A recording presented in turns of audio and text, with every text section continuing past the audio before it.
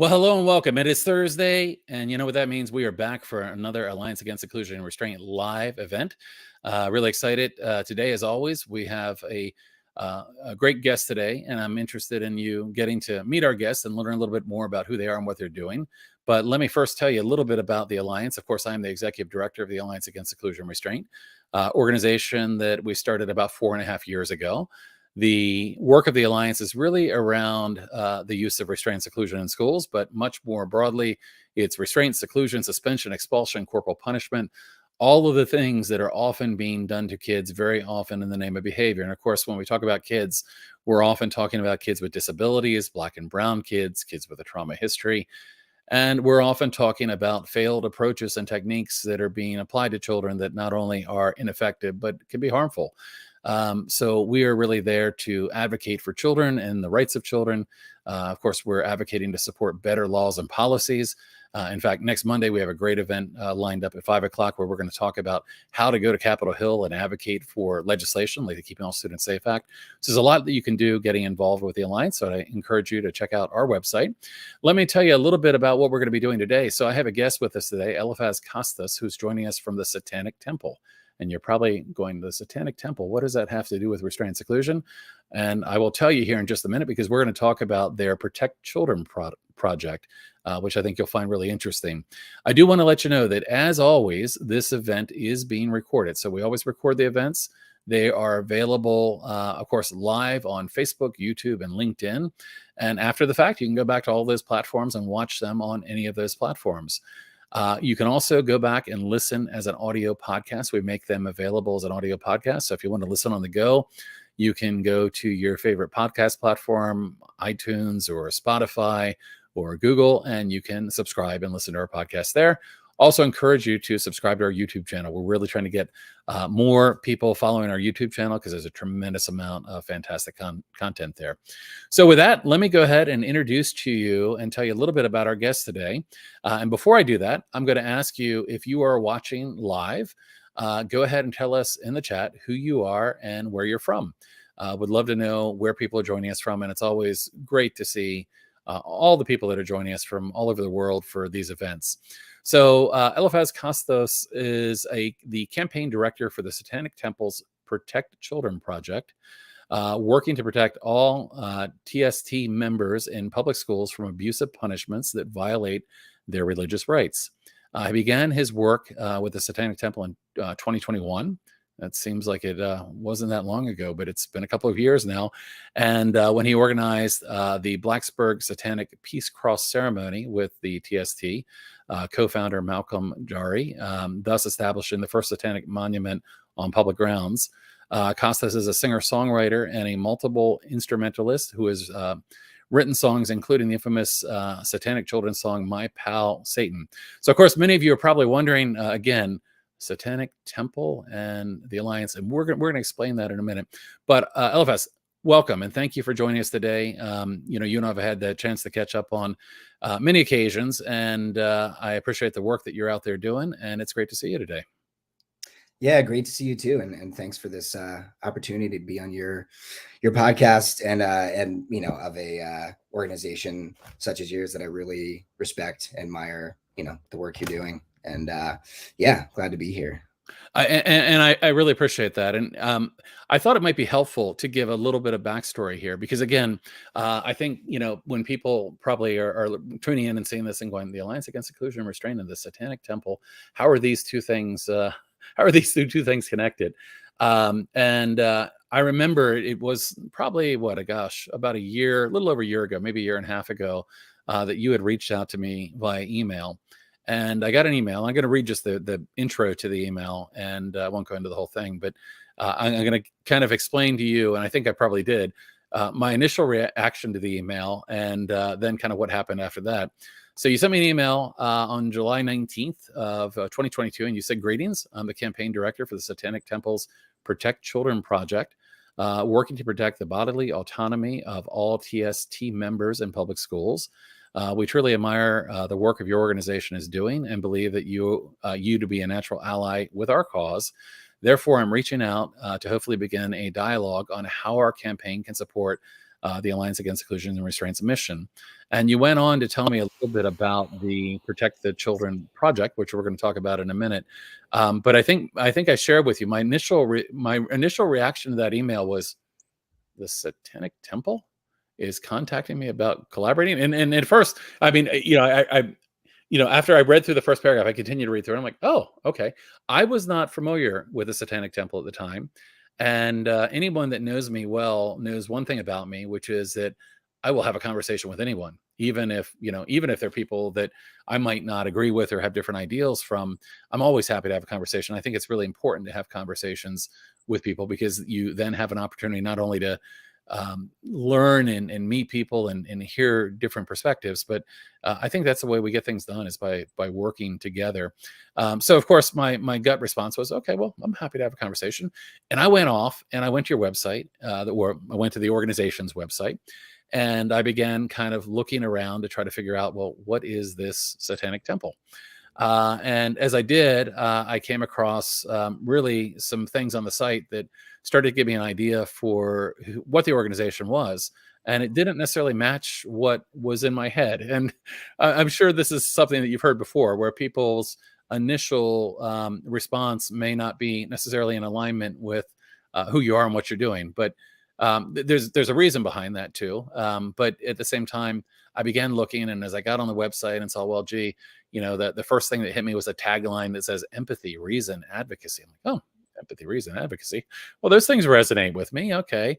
And I went through the website and I began to read about some of the things that TST was doing. And what I began to realize is that the Satanic Temple was really doing a tremendous amount of advocacy work in a lot of very important areas, and drilled down even further to begin to try to understand again, who was the organization, what were they doing, and then I kind of found the tenets of the organization and the mission. And again, the deeper I dove into these things, the more I'm like, oh well, these are valuable things.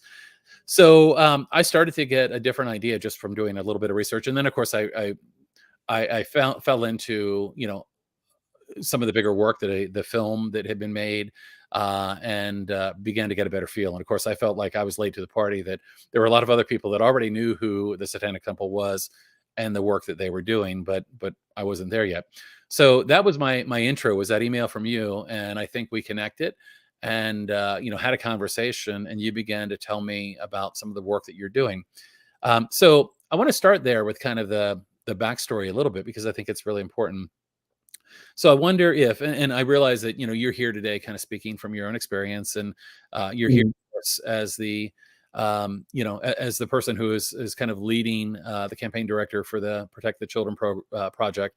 And I know you're not speaking here as the voice of TST, but can you tell us a little bit more about what is the Satanic Temple, and what are some of the important tenets kind of behind the Satanic Temple? Yeah, absolutely. Well, your experience, I think, is not unique to many people who have never heard of us. Hear the name, and obviously, are the vast cultural understanding of the term Satan, or the character of Satan. It represents all evil, which is Right. what our society as a whole has been is grown up on. That's our cultural understanding of it, but that's not how we see it at all.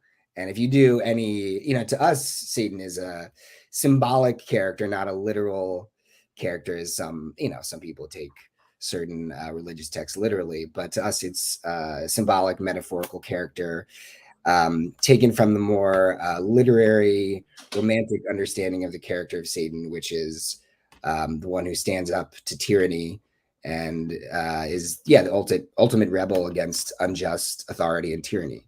And so and that's our interpretation. Doesn't have to be everyone's, but usually people who do 10 minutes of good faith research about us and look at what how we describe our beliefs and our tenets on our own website will realize that It's something very much, in my opinion, very much rooted in humanistic ideals. And that's what drew me to it, because, I was raised Jewish, but, never really committed on a spiritual or religious level to Judaism, even though I'm proud of my, my Jewish ethnicity.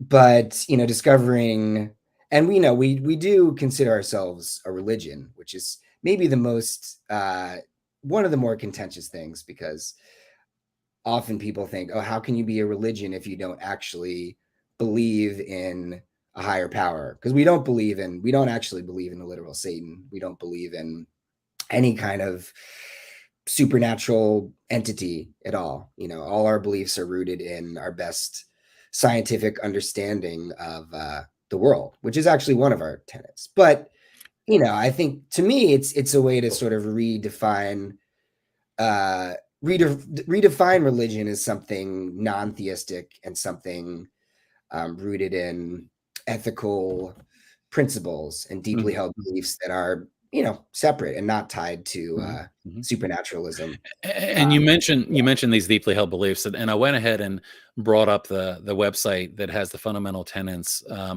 and maybe we can kind of walk through these a little bit. But as you said, kind of putting due diligence in and spending 10 minutes quickly, I was able to kind of learn what this organization was trying to do and what you were all about. And you talk about the deeply held beliefs.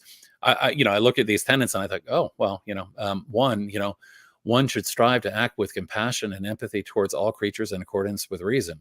Okay, well, that sounds like something that I would resonate. 2, the struggle for justice is an ongoing and necessary pursuit and should prevail over laws and institutions. 3, one's body is inviolable and subject to one's own will alone. Inviolable. I'm sorry. It's okay. It's okay. Let's see. 4, the freedom of others should be respected, including the freedom to offend, to willfully and unjustly encroach upon the freedoms of another's is to forego one's own. The belief should conform to one's best scientific understanding of the world. One should take care never to distort scientific facts to fit one's beliefs. People are fallible. If one makes a mistake, one should do one's best to rectify and resolve any harm that might have been caused. Every tenet is a guiding principle designed to inspire nobility in action and thought. In the spirit of compassion, wisdom, and justice should prevail over the written and spoken word. So, I read these things. I'm like, oh, well, those all sound like pretty good foundations for a belief. So that's really kind of the foundation of the Satanic Temple. Is that correct? Yeah. The 7 tenets are really, at the foundation. And I also really like them because there's, to me, they're very common sense and beautiful ethical principles, which, I think even before I discovered the existence of TST, is, the shorthand we call Satanic Temple. So you might hear me say that. These were still sort of, although maybe I hadn't fully defined them, these were kind of my underlying personal beliefs that I was working toward, and just finding an organization that really articulated that and then used those beliefs to work toward collective goals and common good. And that's what got me really interested in it. And at the same time, although they're very common sense, they're fairly broad. They're not like specific edicts that you have to follow, or there's no restrictions of what you can eat or how you should dress. These things are all personal, because a big part of being a Satanist for us, and for me, is just being able to express your own individual self however you want, no matter your background, no matter your gender identity, sexual orientation. It's just, we advocate for the authentic expression of one's individual self, as long as you're not harming anybody else. Because that would be denying somebody else's freedom. So gotcha. So you kind of came on a personal journey to this, but found that many of the tenets kind of resonated with you. So you became involved, but tell me how you went from involvement to kind of taking on a project, and a pretty significant project. So you are the campaign director for a project called Protect Children Project, PCP. I'd love to hear how you kind of came to that project, your interest in that project, and then ultimately kind of what you're doing there. Yeah, absolutely. Well, it's a little bit of an unfortunate acronym. Yeah, You as I mentioned. said it, and I saw your smile, I'm like, oh, PCP, that doesn't sound. It's kind of funny, Yeah. but that's what we got. So, but I got involved. I decided to become a member of the Satanic Temple in 2019, and that was just after watching the movie, and just the movie Hail Satan ? Hail Satan. And it's a great documentary about the founding and the goals of the our religion. And I was just kind of immediately hooked and wanted to get involved because it just resonated with me so strongly. And I was like, oh well, this seems much more fun than just being an atheist. So and more as I got into it, the more and more meaningful it became. And after that, I guess the first thing that happened that sort of led me toward the Protect Children Project is I organized a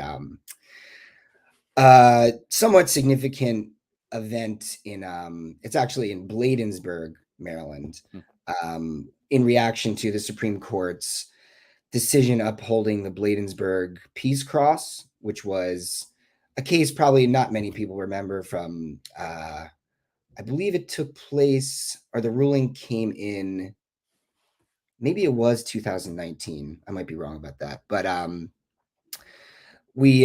basically helped with, and I connected with the co-founder of TST, Malcolm Jarry, and co-organized this sort of symbolic demonstration, or more of a ceremony or ritual at the Bladensburg Peace Cross, because it's in my home state of Maryland.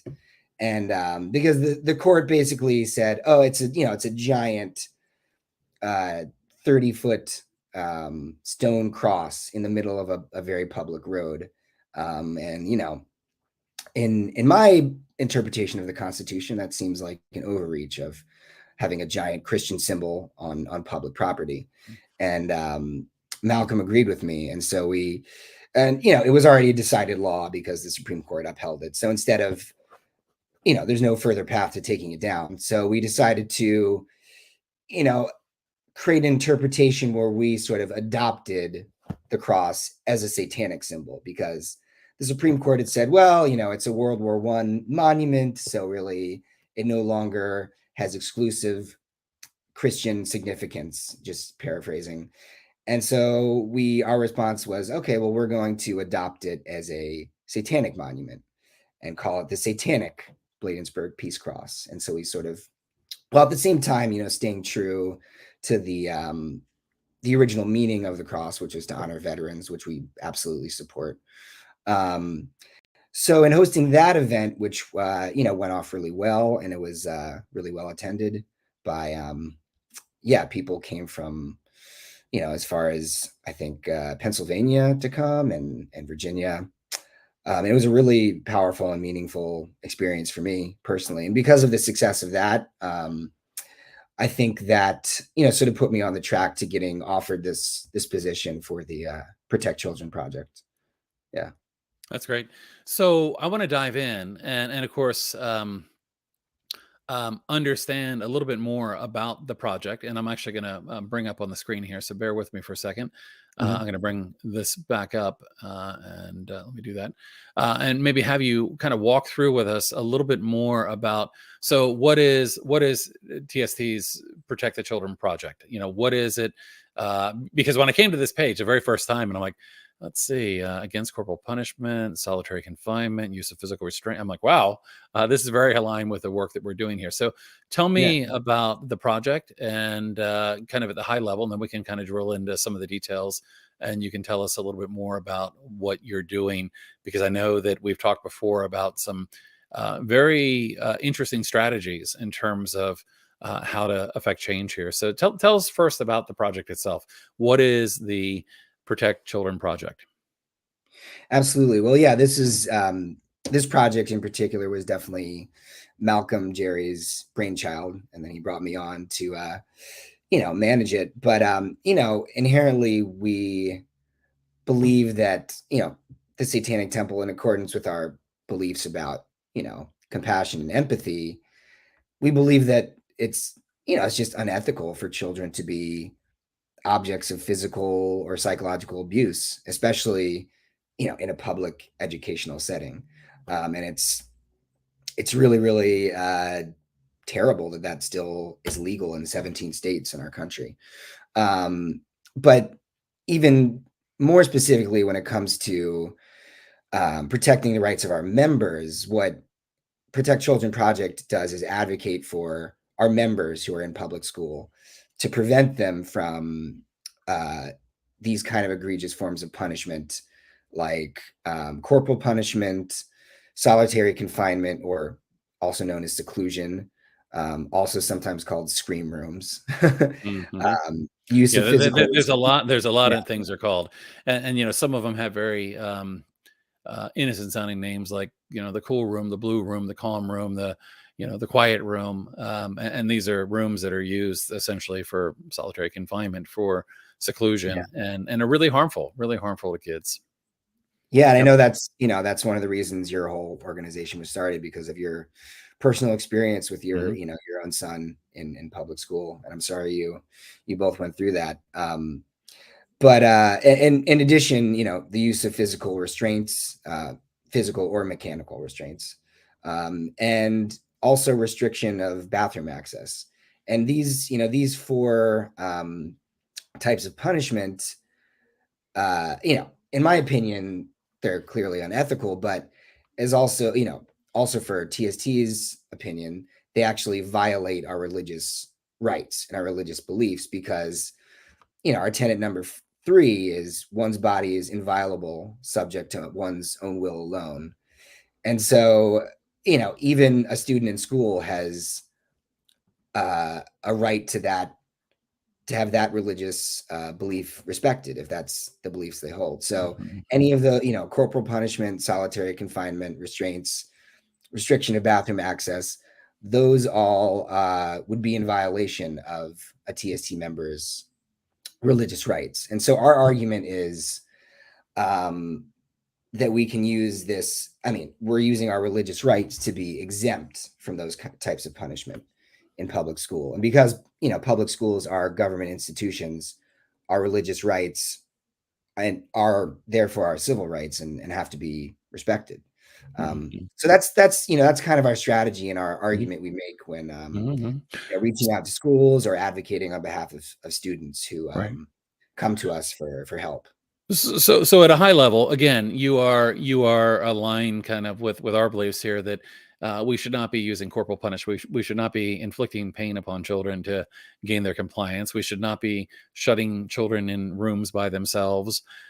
We should not be using physical or mechanical restraints on kids, or restricting bathroom access. So you've got, and again, I've got your webpage up here where it has kind of your, these four things that you think are really important, and says that, so what you're saying is you're taking this another step and saying, well, not only are these things bad, these things are bad and violate our religious beliefs. So I guess the next step from that, and you and I have talked about this a little bit in the past, is that kind of under that umbrella of protected religious beliefs, your strategy has been to allow and encourage members to download. You've got a student rights card to protect your bodily autonomy. Can you tell us a little bit about what that card is, and what the purpose behind that is? Yeah, absolutely. This is sort of a newer initiative and strategy that we rolled out this year, and we actually haven't even publicly announced yet, but we'll be doing that soon. But essentially, and I can even hold one up right here. I have them on my desk, but it's a card like this. And I am on the public website, Yeah. by the way, just so you know, I'm not getting you in Oh, I trouble here, know. right? Oh, no. Okay. It's already up, and actually, we've already had over probably close to 300 students from across the country download the card and are hopefully carrying it with them in Did school. you show us both sides of that? Was there something on Oh, both yeah. sides of it? So Yeah. this is the front, and then Okay. the important stuff is on this side, and it's basically just states that it's an official TST, Satanic Temple religious document. And it says, I'm a member of the religious organization, the Satanic Temple. One of my deeply held beliefs is Tenet 3, one's body is inviolable, subject to one's own will alone. Psychological and physical abuse violate my religious beliefs and civil rights, which include corporal punishment, solitary confinement, being put in restraints, denial of bathroom access. And disregarding my religious liberty may result in legal consequences. So we have, we have means to back that up through our legal team. So what we're encouraging people to do, if you're a member of the Satanic Temple and you're in, public education, high school or below, and often parents who have children in school or guardians reach out and want to get the cards for their children because they're members and they want their children to be protected. But you can carry this with you when you're in school and show it to any teacher or administrator who might violate your rights, either preemptively or even if it's about to happen. And this, this card puts them on notice that by using any of those kinds of discipline, they would be violating religious and civil rights. So after that's once that's been established and they've been put on notice, then there can be legal consequences to that being violated. Yeah. And from my understanding, from having conversations with you before, first of all, this is something that, anyone that, and you help me get this right because I may get this wrong here, but if somebody identifies as a member and is joined in some capacity, and my recollection was there wasn't a terribly complicated pathway for somebody to join, but if they identified as a member and downloaded this card and said that they are, the idea here is that this would then give another layer of protections. And of course, we already know that some protections that are in place are being violated. Our civil rights are being violated with these things. But really what you're talking about here through this is that there's another layer potentially through this and the kind of religious aspect of it.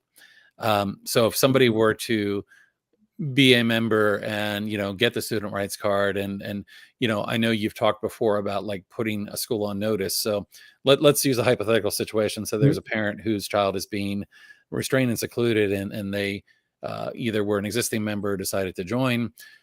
You then might be willing to put the school on notice with a letter to say, and if I'm making things up, you can correct me, but you might be willing to do something to say, hey, this is a member, you are violating our members' rights under this, and put them on notice. And I think the thing that I've heard kind of mentioned here is that there's a potential for legal action. So, if, for instance, the right case, emerged and this was happening and they were disregarding this, the Satanic Temple is willing potentially to take action. Is that?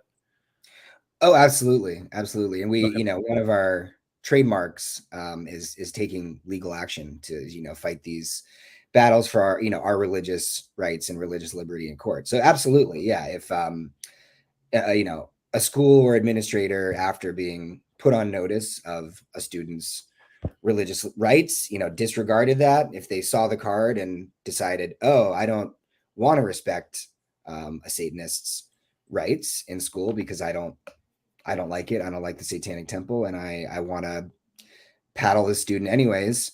Once we are made aware of that, then yeah, we would start to explore taking legal action against that school. So the idea behind this is that doing something like this could set a legal precedent, right? That this is not okay, and it's really interesting. I mean, I think it's a brilliant strategy, and I mean, I'd love to see it tested, right? I'd love to see, a parent or family that holds the beliefs, and I mean, you and I have talked about this before, but that might reach out and try to get some help. And I think again, setting precedent is really important.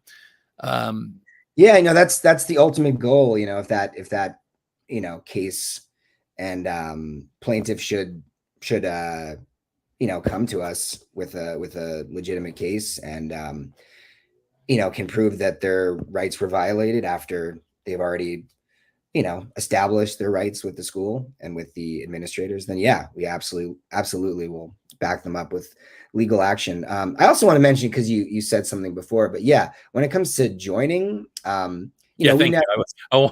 yeah, I oh wanted you sure, to sure. clarify that, so thank you. Yeah, I mean, we one of our longstanding policies, we don't proselytize.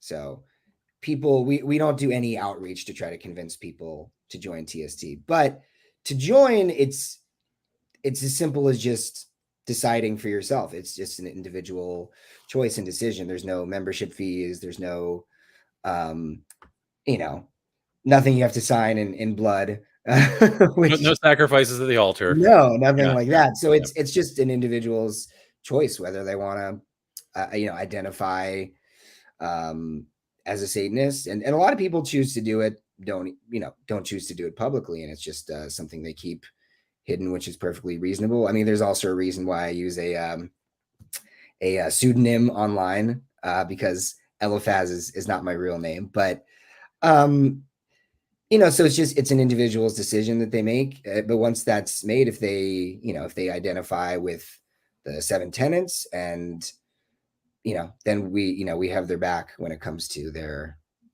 religious rights in public school, or for and when it comes to other battles as well, like as far as abortion rights, we also have many cases in many states right now, to defend reproductive rights for our members as well. So Yeah. So the organization has a pretty good history of legal action to protect rights, and in fact, I know, kind of going back to the film, part of it is around um, you know. The displays of religion in public places, and various freedoms, and of course. So tell us more. I know there's a number of different projects right now, and I'm not going to ask you to speak for all of them, because I know that you're really involved in this particular project. But what are some of the other ongoing campaigns that are under TST? oh, there's many. One that I'm sort of maybe more closely connected with is the After School Satan Club, which Mm-hmm. provides after school programs that promote self-directed education, and support scientific learning, and the intellectual and creative interests of students, and because that's also directly related to public education, as mine, as Protect Children Project is. And that's also in response to the these evangelical after school clubs, which are proselytizing to students and promoting Christian belief systems. And so there's no reason why we shouldn't be allowed to have our own after school club if it's asked for in a certain area. Mm-hmm. And there's also the Sober Faction, which is Satanic Temple's peer support group for recovery from addiction, recovery without superstition, which I really, really love and respect. The Satanic Representation Campaign, that actually also has a lot of overlap with my project, because there's a lot of, that's dedicated to promoting pluralism and fighting for Satanic Temple members' religious liberty in public places, and giving counseling to members who want to have our religion represented alongside other religions in the public square. Also, Satanic Good Works. There's so many. I mean, I'm not. I don't have enough knowledge to speak in depth Sure, on sure. No, what all understood. we're doing. But Of you're course, doing. also Yeah. go. Well, I was just going to say that a lot of these programs are really aligned with things that many people value, and of course, everybody has their right to different opinions and thoughts on things. But Oh, sure. I mean, I was surprised to find that as I looked in the programs that there are programs, I think, that are really of wide appeal, and are there for important reasons. Mhm. Even just, if you're going to support, a religion, the idea of, okay, well, are you open to all religions then? And I mean, I think there's a lot of important issues that come out of this. But again, this project that you have, protecting children, I mean, I think is really core at kind of what you're doing, which is you're trying to kind of create a better world for humans, is what I'm hearing, right? Yeah, Yeah. absolutely. I mean, on one hand, these types of punishments that are happening on schools is, as an individual, as an ethical person, I just think they're abhorrent and immoral. Mhm. Also, when you look at data and scientific understanding of these punishments, they're ineffectual. They're not rooted in there's no positive outcomes really. And I know you have researched this topic Mhm, extensively, but mhm, there's mhm. no scientific evidence to support that they actually are effective at all at modifying children's behavior in a positive way for them to learn Mhm, better. mhm, mhm. The only thing that, when it comes, especially when it comes to corporal punishment, the only thing that it does is um, get students to comply immediately. Right, That's the right, only right. benefit. There's so many, At great cost, long-term though. harms At that great goes. cost. Yeah, Yeah, yeah, at yeah. great cost, and that's not worth it when you look at the long-term psychological trauma that it causes, and Mhm, even mhm, short term, mhm. honestly.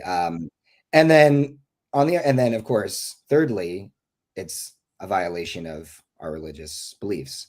Right, So there's multiple reasons why this is very important to us as a religion, and to me as an individual, because even outside of working for TST, I'm also a teacher who goes into public schools, and I'm not a full time public school teacher, so I don't have I don't have to deal with the maybe the day to day stress that they do. Which, and I also, I empathize with teachers a lot. I sure, know that sure. It's a tough place right now. most schools really, I believe, have the students' best interests at heart, and they have Mhm. such a difficult job, and it's very hard to, it comes to having some sort of classroom management and discipline in your room. That's a really tricky thing. I was never That's not something I like to do. I never like to be the disciplinarian. I'm sort of Right. the fun musician and artist who comes in and gives kids a creative experience. But so I realize that they have a very difficult job, but when you cross a line into something that's physically or psychologically abusive, there's no, you know Mhm, mhm, that's mhm. unacceptable to me. So Mhm, mhm. So I want to just kind of go through this another time with you in terms of sure. this idea of um, the Satanic Temple offering protection, and having a interest actually in legally pursuing the violation of members' rights, because I think there could be something significant that could come out of this, and so I'm going to walk back through it, and you can correct me where I get things Sure. wrong. But essentially, if someone looks at the tenets of the Satanic Temple, which again we reviewed earlier, and again as I reviewed those, I was okay. Well, these are all really good things to consider and live by. But if somebody agrees to the tenets and wants to be a member, they can decide they want to be a member and join. There's nothing complex that they have to do to join.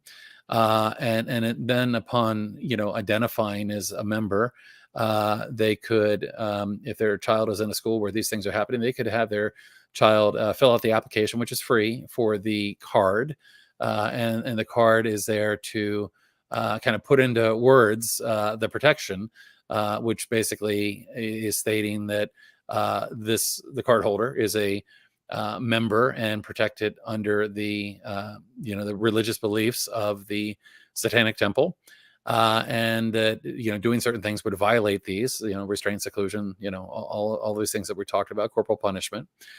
So if a member then found that they had done this, they had joined, and they had a given their child a card, and these rights are being violated, that TST might, for instance, might offer to send a letter to the school or put them on notice in some way.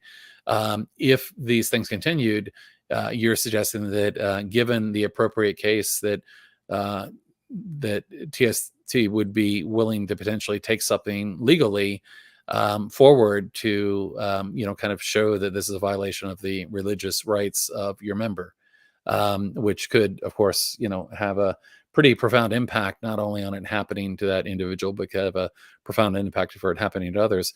Did I outline that right? I mean, am I getting everything right there? So I mean, this Yeah, is potentially an opportunity. I mean, if somebody is going through this, and let's face it, we know it can be really difficult to find help. Even though there are some resources out there to provide help to families, sometimes there is none. There is no help out there. But you're offering a pathway to people that are your members to say, and from what I heard from you before, not only are we saying that we can do this, but we want to do this. We want to show that these rights are protected if you're a member of TST. Is that kind of, am I getting it right there? yeah, I definitely would agree to that. Yeah. Okay. I mean, I think in most cases, hopefully, I mean, we obviously don't want students and children to go through any more punishments than they have to. Right. So hopefully, presenting the student rights card or us sending a school a letter, which is something we used to do a lot more often before we came up with the student rights card initiative. But of course, we can also, in any case, send a letter in addition. But hopefully, that's enough pressure on a school that they'll make the right choice to respect religious liberty and to not test our resolve to, Yeah, well, potentially sue. there's a real big Right. hopefully there, and from what you and I have both seen, we probably know that isn't always aligned with Yeah. what actually will happen, and sometimes these things do have to be tested. But Yeah. and when I say you, just know that I'm referring to TST. But the temple has done other things as well in terms of like.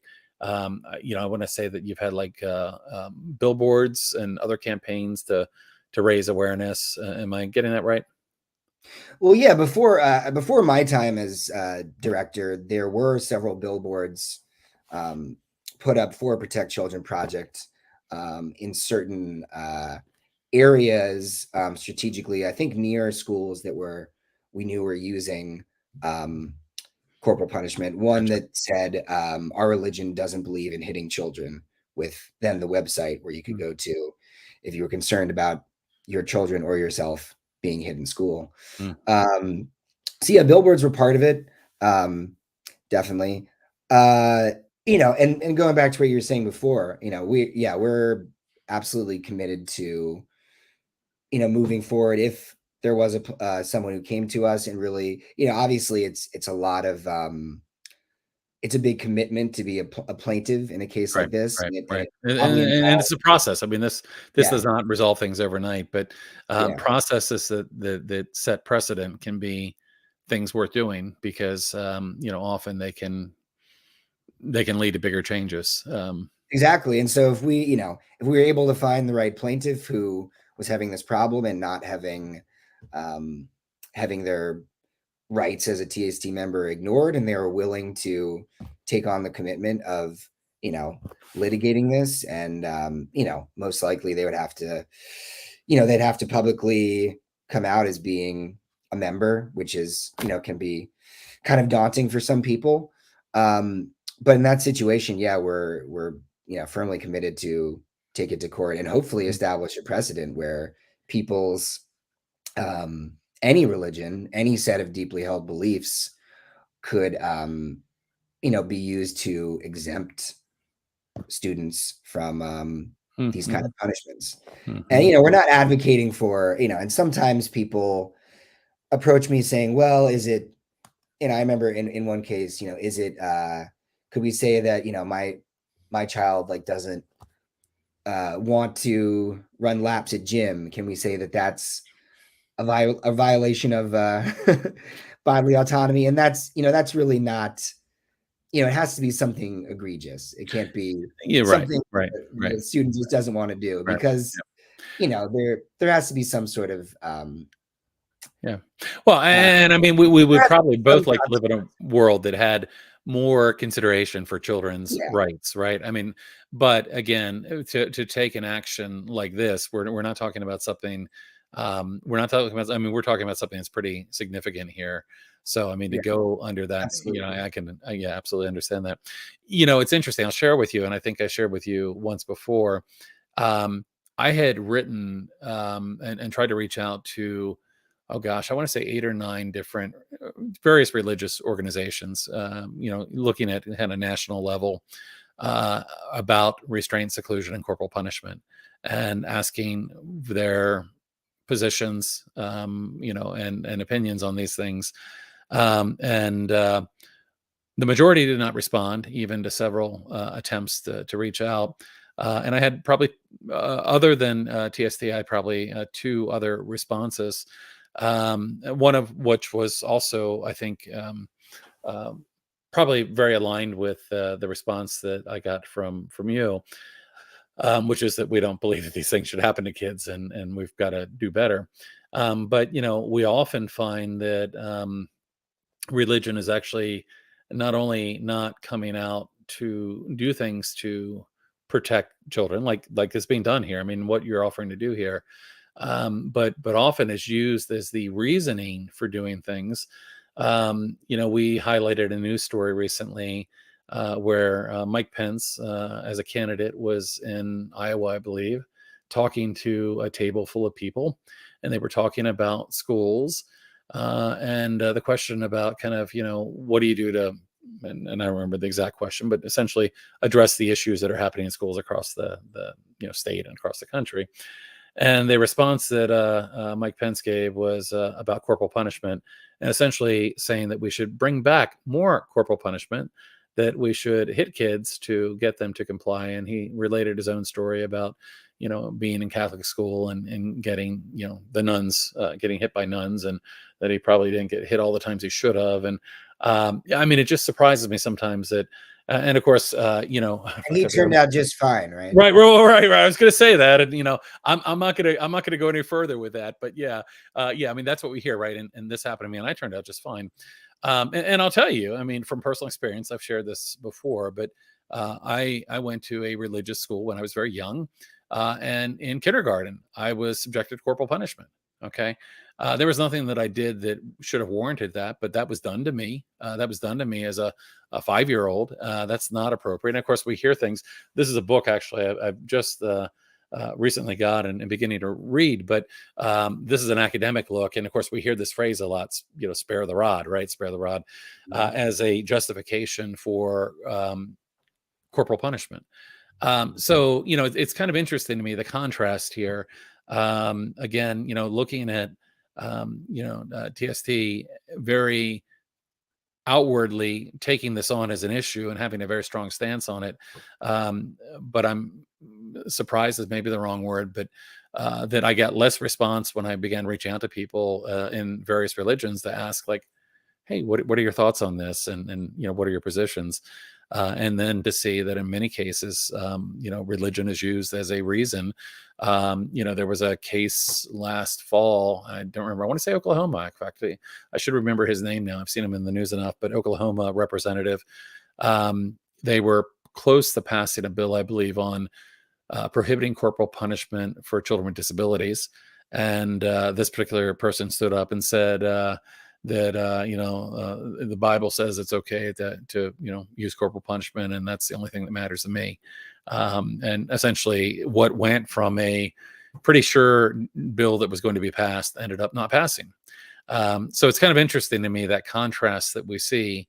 Um, and I'm sure that, well, I don't know if you have any comment on that, but um, again, there's a lot of things that are often that happen in the name of religion that just seem like it's definitely well beyond time to question these things, right? Yeah, I mean, I couldn't agree more. And we're happy to make that distinction between us and certain uh types of Christian belief, because I don't want to pigeonhole all Christians Sure, in these absolutely. beliefs, but it does seem that in a lot of evangelical communities, they are supportive of corporal punishment. Yeah, and I remember that situation in Oklahoma. Yeah. I do believe, correct me if I'm wrong, I believe that there was, because of some public outcry, I think they ended up passing it. Is that right? I'm not sure. I remember like following it for a while and seeing that Yeah. there was a chance it might get voted on again and pass. But for example, like in April of this year, um, there was a proposed ban on corporal punishment in Texas public Mm-hmm. schools, and it's apparently it's a bill that's been proposed for the past 18 years, apparently every other year, Mm-hmm. and it's failed every time. So it wasn't expected to pass, but I remember reading that. I read it in the Texas Tribune online, which I have actually pulled up right now, and Republican Representative Matt Schaefer in this article is quoted as saying, "We will be wise to follow the design that God has for disciplining children." Mm-hmm. Mm-hmm. And apparently that's from a biblical proverb, and he Mm-hmm. enforces hitting children. Mm-hmm. And first of all, we live in a we don't live in a Christian theocracy. So your belief about what God wants for disciplining children shouldn't have any place in passing when it comes to passing laws or in public policy for education. Secondly, that doesn't seem ethical to me. And so if that's how you're representing your religion, I think you need to really question Mm-hmm. Mm-hmm. that interpretation. And I really think in this case, us as Satanists have the moral high ground when it comes to not wanting to hit children. And so we're happy to draw that distinction. It's unfortunate that it has to be drawn, but it's a real thing. And when it comes to Texas, that is a state that has a really bad record of hitting kids. Mm-hmm. Mm-hmm. Second highest in the country. Mm-hmm. I'm sure you know this when it Yeah. comes to last civil rights data collection from 2017, Yeah. 2018. And there is so much data and information out there to the harm of this, right? We know that hitting kids is not something that we should be doing. We know the trauma, the damage that's caused by doing these things. And I'm a huge proponent of the idea of like, if you know better, you do better, right? And as a people, we know better. Yet we continue to do some of these things, even with a mountain of science, a mountain of evidence there to say otherwise.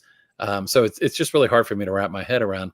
And I also know, as I was listening to you talk about this, knowing from our conversations, but also the tenets that you believe that you are very supportive of people having their individual beliefs, whatever they may be.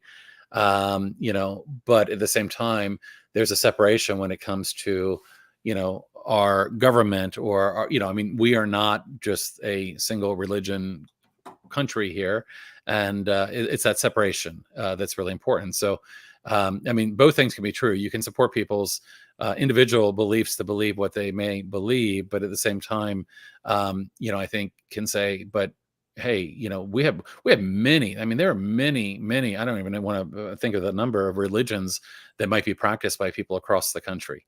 And at the end of the day, people should be at their own will to practice whatever they want to practice. But as a country, we should have some separation here. Is that accurately Yeah, reflect? absolutely. Yeah, definitely. Yeah, All religious beliefs should be equally protected under the right, law. right. That's what I believe, and Mhm. and that's I don't want to speak for TST as a whole, but that's that's what most of our battles are about. Right. And but when one's belief system or religion begins to infringe on the rights of others, that's when it becomes untenable. Right. And ideally, I think in my mind, there would be, if we were to really follow the the Constitution, as far as separation of church and state, there would be no religion in public schools Right. or religious Right. representation. It'd be completely Right. neutral. Right. But Right. because that's not the current reality we live in Right. anymore, it either has to be all or nothing, Right. in my Right. opinion. So Right. And that's what some of the work there is of going the to be Christianity, Christian monuments on a Capitol grounds, then the Capitol has to be open to any other religion, right. putting their monument there.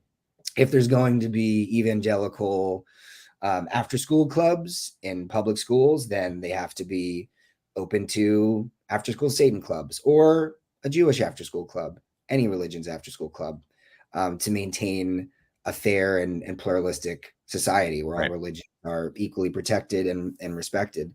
And then when it comes to people's religious beliefs being protected in public education, I mean, if you do a thought experiment, you would, if there was a Muslim or Jewish person at the school, you would never force them to eat pork as part of the school policy, or you would never force them to violate any kind of dietary restrictions that were, part of your belief system. And that's the same thing when it comes to hitting kids or secluding kids or putting them, or even just not letting them go to the bathroom when they need to go. That's, equally as violative as, not that one is worse Right. than No, the other. understood. But it's Yeah. the Yeah. same thing is like Yeah. forcing somebody to do something that violates their religious dietary restrictions. So that's something I like to mention when it comes to understanding that our principle. I feel like sometimes I just go in these rants and I maybe lose track of the original question. But Well, no. I hope Rants are absolutely fine, and I think we were kind of yeah, going down that road, and to some degree, um, if you're not protecting everyone's rights, you're not protecting anyone's rights. And part of the work that I know that TSD has done has been about, hey, if you're going to, if you're going to allow this, then you need to allow this as well. And I would agree with you in terms of some of the separation that is not there that probably should be there. But I think those are important points. I did want to just bring up real quick, and I'll share it again. So I did a quick look, and spanking children in schools is still legal in Oklahoma. So now I don't know if that article, unfortunately, was behind a firewall, so I wasn't able to pull it up and read the details. I don't know if part of that got moved forward, but certainly as a statewide, they're still allowing it in, of course, Texas and others. We can do better. We can do better. I mean, there's no reason in 2023 for us to be hitting kids. I think we need to move past the compliance-based approaches that so many people have about children.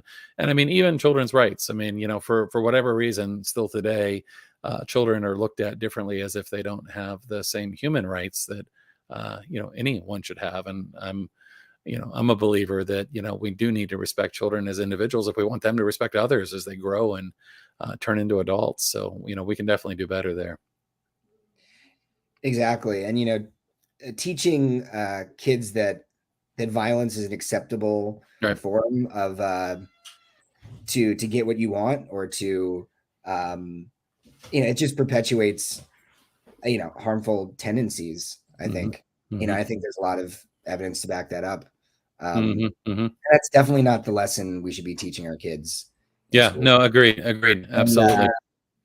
And many people say, oh, well, I got licked a few times, I got spanked, and I turned out okay. But that doesn't really, to me, that doesn't really cut the mustard as evidence. Well, and I question it. I mean, I question on a couple of different levels, but as you did when we were talking about that instance with what Mike Pence had to say, and I turned out okay. Well, I mean, did you? If you believe that we need to hit kids, I mean, did you really turn out okay? I mean, I think there's a big question there for sure. And I get it. And I'm a big believer in preventing harm rather than trying to, restore and repair. I mean, restore and repair are certainly important, but anything we can do to prevent harm from happening in the first place is where we should start. And when we know better and we know how to avoid doing harm, we should absolutely do that. All hell to that. There you go. Awesome. So we're kind of wrapping up here, getting towards the end. If anybody that is watching has any questions or comments, you are welcome to put those in the chat. This has certainly been kind of you are a different kind of guest than what we usually have on here. We're often talking to educators and experts kind of in the neurosciences and different areas. And in fact, I don't think we've had anyone from any religion on previously, but always happy to have anyone on. I'd love to have more conversations, especially as I reached out before to other religious organizations, and I'd like to see more of them move to a position, as you said, your position on all of these things is kind of the moral high road, right? We're not seeing that in many others. There was one exception, and I don't have it in front of me, so I don't want to try to go back from my memory here. But most of those that we reach out to either didn't respond or had very little to say, on these issues. And I think it's important. I think, the religions that we believe in and follow, the organizations we belong to, I think, the more we can do to have other organizations also supporting what, I think should be just kind of the right way of doing things, I think is really important. So definitely been an interesting conversation with you today. And my hope is, because I know, again, people see the Satanic Temple and, probably have an image in their mind of, who you are and what you are and what you believe in, which of course, as you kind of talked about, and I think really put it well, you're not, out there having sacrifices or believe in a actual devil walking around and all of that. But you use that as a symbol. And I think back to, I grew up in the 80s, so I listened to a lot of metal back in the 80s. I'm a big fan of Motley Crue, and they had Shout at the Devil. And I remember hearing them talk about it because people were like, oh, that song is satanic. And they're like, no, the devil's like authority. We're talking about like, it's like, standing up, to authority. And that seems to be very in line with kind of like the Satanic Temple. It's like, this idea of change and, using symbols to kind of, get your message out. And certainly when you talk about I think many of the issues that TSD is behind, they need attention, and there's a lot of different ways to advocating and get change made. But your organization has been effective at doing some things that I think are really meaningful. I would love to encourage people that hey, go do your due diligence on the organization. And if the tenants resonate with you, and you're in a situation that we talked about, there's the potential of help, through religious beliefs. And I would love to see an opportunity for TST to kind of push forward on this. Yeah, and we, to that end, we are, I would encourage anybody who has any questions or just interested in finding out more. There's information on the web link you posted up there, but to also just reach out to me directly. Email me at pcp@thesatanictemple.com.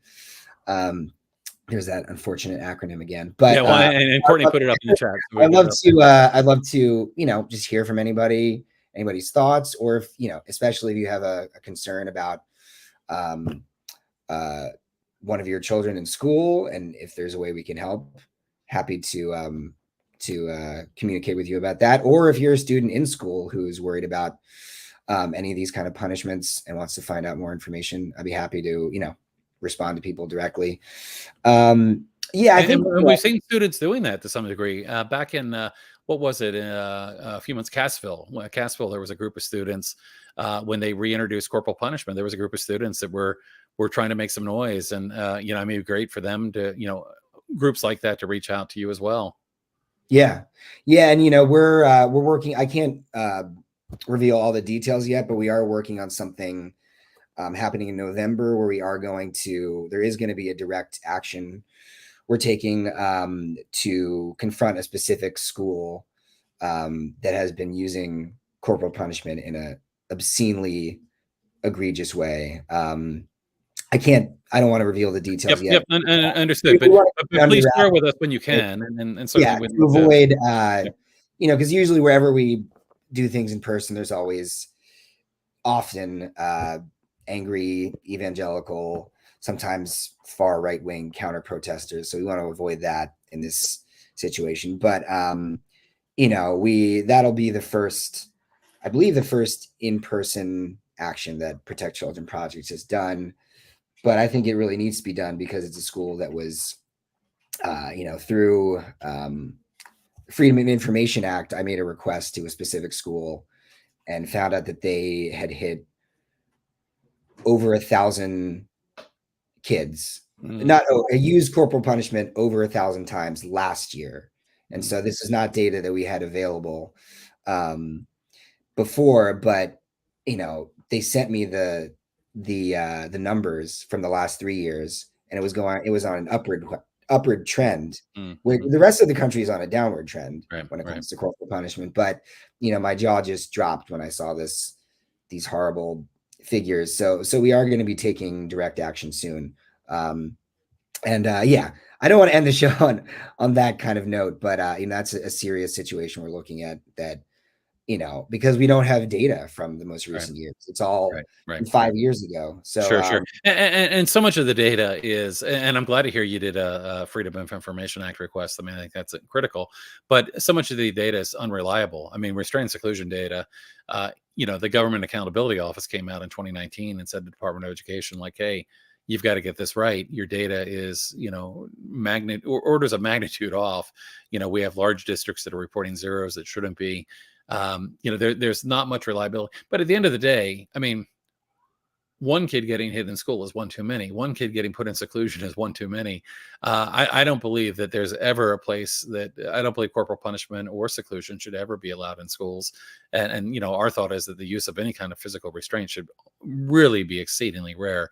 I mean, perhaps in a life-saving situation, but that's about it.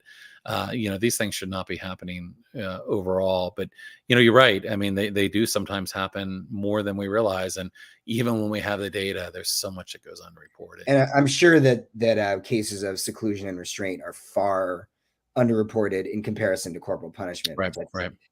Is better, from what I've observed and all the data I've looked at. I think it's probably better documented. Probably still a lot of cases left out, but when it comes to seclusion and restraint, I think it's not well documented at all.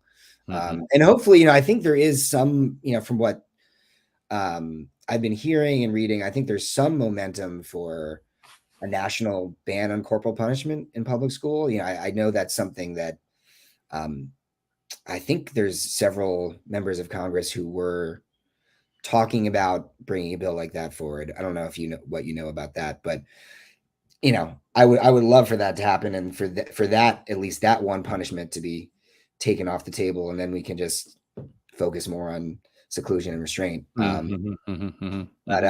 well, and we should have federal legislation around corporal punishment, around seclusion and restraint. I mean, these are absolutely, they're civil rights issues, they're human rights issues, they're disability rights issues, and as you have brought to the table today, they can be religious rights issues. That's not usually in the terms that enter my mind, but you're absolutely right. And I think that the TST is probably the only one out there that I know that has put those into religious rights. But I mean, these are things that should not vary from state to state. Our rights should not vary from state to state. Yeah, and I would love to see more bans of corporal punishment in private schools too, because I think at the moment there's only 2 or 3 states that ban it in private school. Maryland just did last year, as I recall. That's right. And that was after a long period of time. In fact, the same delegate that helped us with the bill to prohibit the use of seclusion in our public schools, Delegate Eric Ebersol, had helped with that ban on the private schools, because that had been still left in place for some time. I just want to bring up a comment here from Sandra, who says, sure, our current school board is very focused on punitive practices because they want to hold kids accountable. Our district has invested in SROs, drug sniffing dogs, and but have banned therapy dogs. And this is what we see. I mean, we see a lot of this. We see a lot of it's accountability, it's punishment, and quite frankly, I mean, even some of the things that don't sound quite as bad. I mean, the idea of both rewards and punishments are ineffective. What kids often need is they need help, they need connection, they need support. It's not a matter of punishment or even gold stars. Gold stars are not going to help a kid that actually doesn't have the ability to do something, or is having issues related to a disability or whatever it may be. there's a lot of approaches out there that just aren't working. Yeah, definitely. So Right. I want to give you any final word that you might have as we wrap up here, and I appreciate you spending the time with me. And I hope that those that have joined us, this has been interesting. Again, I had my own journey when you had reached out, like Satanic Temple. What is that? And I think, as you mentioned, I mean, doing a little bit of due diligence, really realize that, one, I think the core, beliefs or tenets of the organization and the work that you're doing is really aligned with, protecting kids and respecting really all humans. So appreciate, you and the work that you're doing. Certainly want to encourage people to consider the opportunity that was presented here today, in terms of getting support from TST if they're going through all of these kinds of things. But do you have any final words you'd like to share with us as we wrap up? Yeah, well, thanks so much for having me. I think this is one of the first podcast interviews I've ever done, at least in my capacity as the campaign director of Protect Children Project. So it's a real honor, and that's the reason why I reached out to you in the first place, is because I was making a list of different organizations who I thought would be good allies, or at least could communicate and share some resources. And yours was one of the first ones, and primary ones that I was researching and looking into. So I was really, really excited and pleased when you responded in such a interested and thoughtful way, and gave us a chance to connect, despite the baggage that comes with the name Satan. Well, and again, you've got to do your own research, and I mean, in having you here today, I mean, this is about. I mean, I look at what you're doing and what the organization is doing. I mean, this is certainly aligned and not harming children and doing better, and certainly appreciate that. I mean, like you said, I mean, initially there's kind of a what Satanic Temple. Um, and I'm but completely dig in and do your research, and yeah, I mean, again, if it's not something that people feel comfortable with, I get it, and I respect everyone's rights and their beliefs and all of that. But I'm also always interested in working together with people that are trying to do better for our kids, trying to do better for our teachers, trying to do better for everyone. And I know that that's where a lot of your work focuses. yeah, absolutely. And although our campaign is focused on protecting the rights of our members of our religion, because that's the way we can have some Right. sort of Sure. say in the matter. We can't really make a religious rights argument for other religions, Right. but Right. we hope eventually it establishes a precedent that will help all other faiths and people who are non-theistic, atheists, Right. uh, and any set of beliefs could benefit from a precedent like this. Yeah, I mean, wouldn't it be nice if there were, other faiths again had similar tenets and beliefs that could also be protected by a similar mechanism? And when you mentioned to me initially the idea of, kind of going through religion as a way of protecting kids, there's a lot of potential there. And again, I'd love to see these waters tested in terms of, how can we find other ways to protect kids, because a lot of what's being done is not working. Yeah.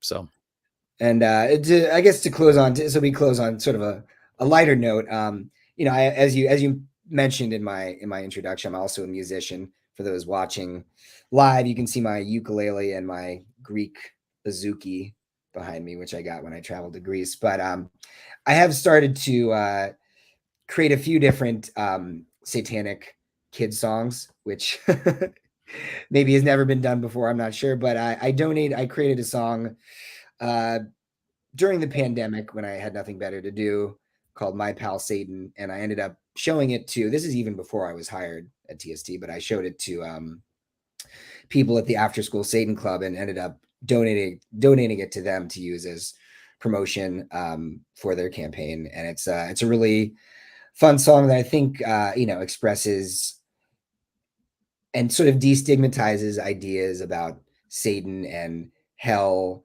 and Satanists in a way that children can understand, and shows that it's about compassion, being kind, accepting all identities, adhering to scientific beliefs, and also that hell and the devil aren't real, in our opinion, and we think they're just imaginary. But so that's my hopeful positive tidbit I'll leave you with, and I Yeah, think it's and we did put the link to the song in the chat, but I have to warn people. I have to warn people that it's very very catchy, and it may get stuck in your head.